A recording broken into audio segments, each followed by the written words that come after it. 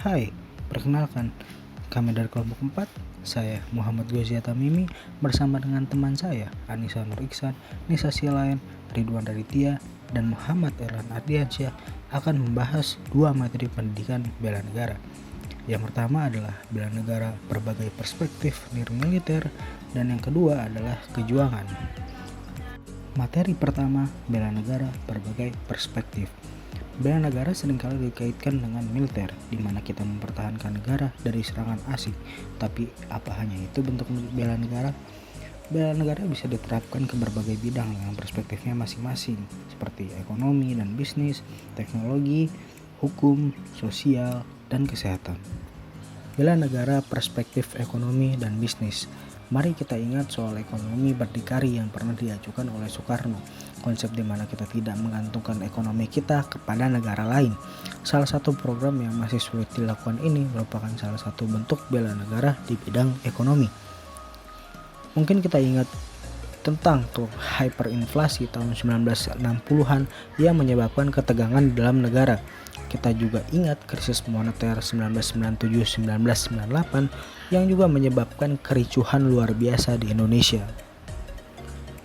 Dari beberapa kejadian tersebut, kita bisa mengetahui pentingnya menjaga ekonomi demi kestabilan negara.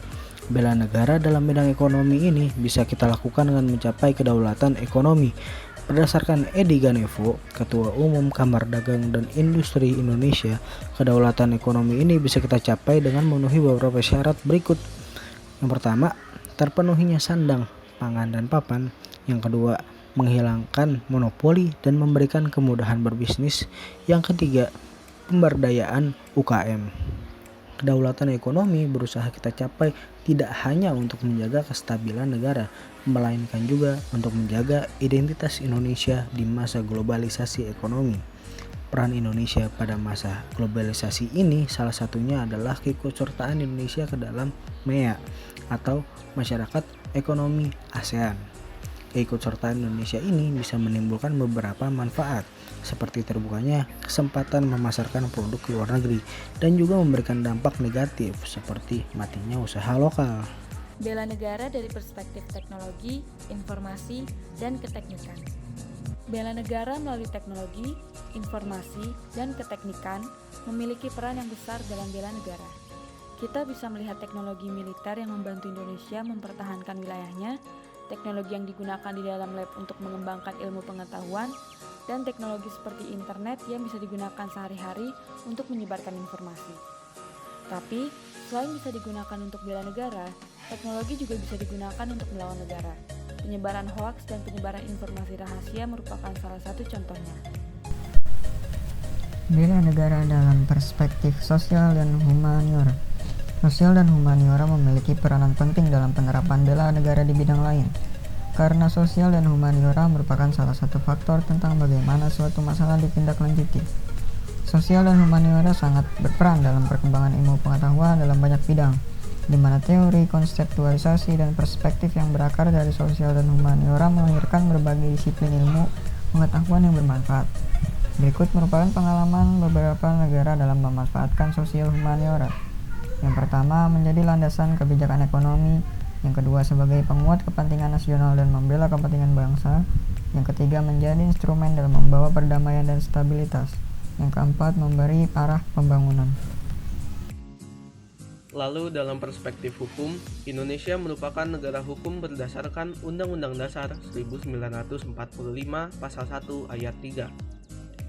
Menurut Johan Nasution dalam bukunya, negara hukum adalah sebuah negara yang penyelenggaraan kekuasaan pemerintahannya didasarkan atas hukum. Penegakan hukum merupakan sebagian kecil dari pembangunan hukum yang terus diupayakan. Penegakan hukum juga perlu didukung oleh unsur-unsur pembangunan hukum yang lain, seperti perencanaan hukum dan pembentukan hukum. Hukum tidak hanya bergantung kepada penegakannya saja, melainkan dengan isi serta kesadaran hukum itu sendiri juga mempengaruhi hukum. Satu hal penting yang harus diperhatikan adalah bahwa hukum harus dipahami dan dikembangkan sebagai satu kesatuan sistem. Selanjutnya dalam bidang kesehatan. kesehatan menjadi hal yang penting dalam menjaga negara ini. Indonesia merupakan negara dengan beragam wilayah dengan tantangan geografisnya masing-masing.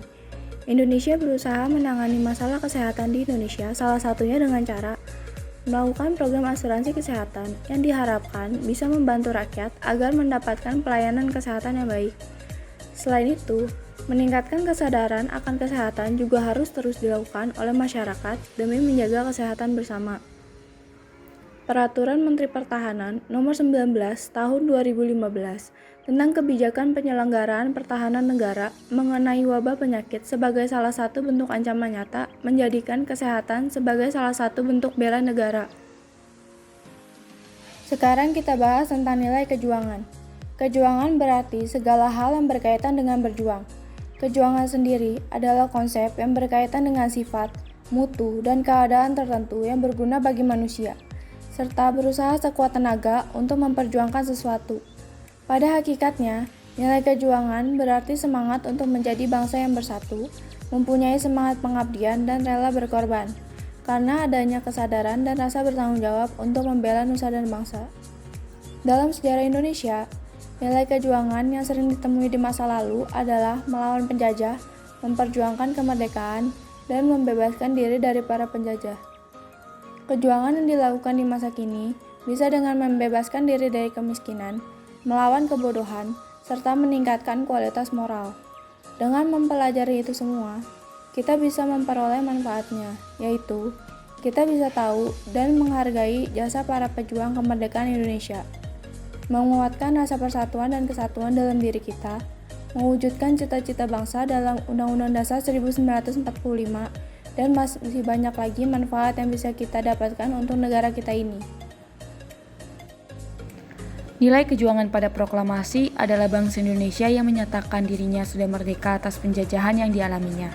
Nilai kejuangan pada Pancasila adalah menyatakan persatuan dan kesatuan rakyat, serta menyelesaikan masalah dengan musyawarah, dan keadilan yang harus didapatkan oleh seluruh rakyat Indonesia. Nilai kejuangan pada UUD 1945 yaitu tentang negara kesatuan, tujuan negara, serta menyatakan identitas bangsa Indonesia. Dengan adanya nilai kejuangan, maka secara tidak langsung kita mempunyai prinsip dari perjuangan ini. 1. Timbulnya rasa senasib. 2. Ingin mempertahankan kebudayaan milik kita. 3. Terciptanya sistem sosial budaya yang berprinsip pada Bhinneka Tunggal Ika. 4. Adanya sistem bela negara sesuai dengan kemampuan dan bidang kita masing-masing. Dan yang kelima, terciptanya persamaan hak dan kewajiban yang didapatkan rakyat Indonesia. Lalu, dalam perjuangan membentuk Indonesia, kita patut berjuang antara lain dengan cara memperkuat persatuan dan mewujudkan cita-cita bangsa yang terkandung dalam Undang-Undang Dasar 1945, serta dengan menjadi bangsa yang mandiri dalam hal ekonomi dengan mencintai produk dalam negeri dan menciptakan produk buatan Indonesia yang berkualitas.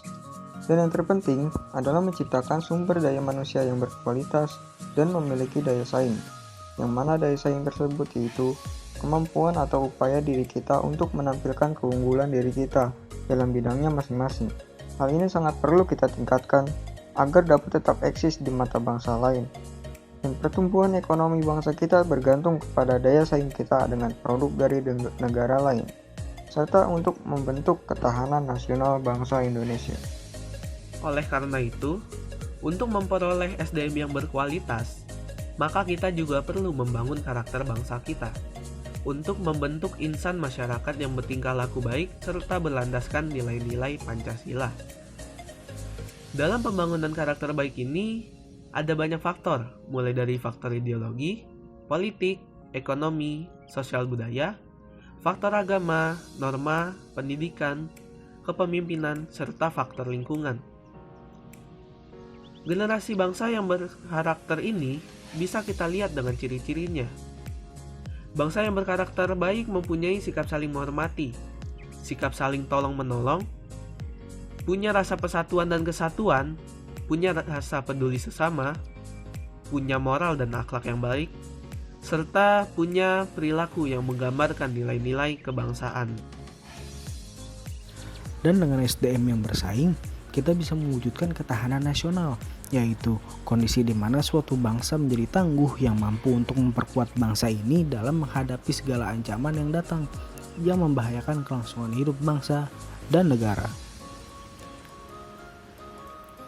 Oleh karena itu, ketahanan nasional sangat diperlukan dalam menunjang keberhasilan tugas pokok pemerintahan seperti terwujudnya keadilan hukum, keadilan sosial, kesejahteraan, dan kemakmuran bangsa, terdapatnya kesempatan rakyat untuk mengaktualisasi diri dan kelangsungan hidup bangsa dan negara serta perjuangan mencapai tujuan nasional.